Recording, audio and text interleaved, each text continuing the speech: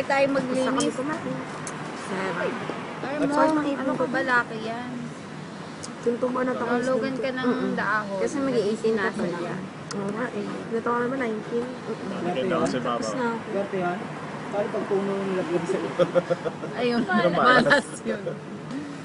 Tapos na kami Oo! kumain. Yum, yum. Kaya ito tatago ko yan. Gusto. Asaan? Ayun o. Asaan? Hindi ko makita. Ang laki, hindi mo nakita. Ayun o, Axe. Beauty salon. Bago na yun, AKS.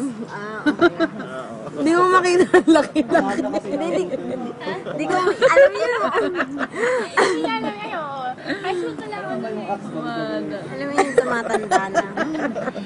Ay, hindi na. Hindi niya makita kasi. Ako nakaganon pa yung mata niyo. Bakit dito kita na? Hindi ko na kasi narinig eh. Axe. Oh? Mayroon pala sila eh. Alalapo-lapo. Pinay yung nasa loob. Ha?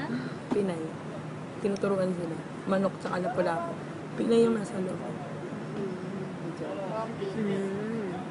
Bombits. Bombit.